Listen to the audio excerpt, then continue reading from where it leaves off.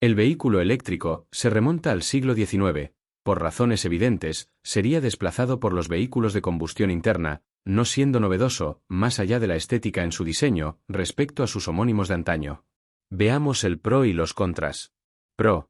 El principal y único sea la eliminación de emisiones acústicas. Sin embargo, no deja de ser un defecto significativo contra la seguridad de los viandantes, pues al no producir ruido alguno existe mayor riesgo de atropellos. Contras.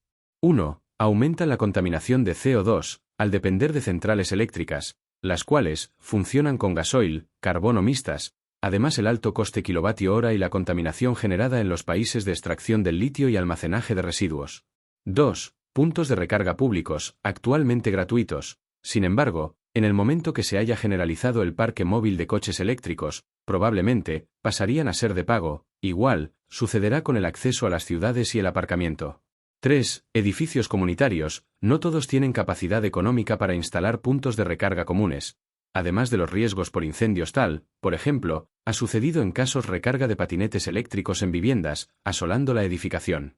4. Escasez de electrolineras. Por otra parte, el tiempo de recarga. Veamos los siguientes ejemplos. Carga rápida 30 minutos y doméstica de 3,5 kilovatios unas 8 horas.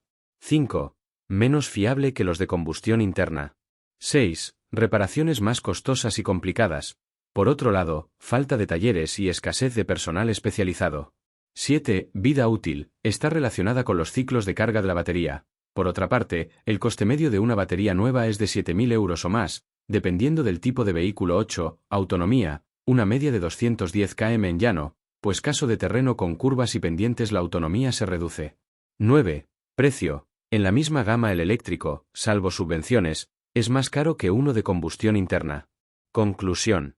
El vehículo eléctrico pertenece al pasado. Por tanto, si se busca reducir el CO2, los gobiernos deberían posicionarse a favor del fomento de un transporte público colectivo de calidad, eficaz, eficiente, económico, ágil, limpio y dinámico, por ejemplo, vía tranvías incatenarias, etc., legislando para desincentivar el consumismo de vehículos para uso privado particular.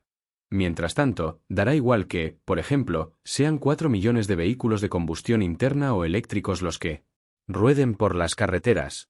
Postdata. Los cruceros y aviones contaminan más que los coches de combustión interna, que, debido a las mejoras técnicas, cada vez contaminan menos. Gracias por su atención.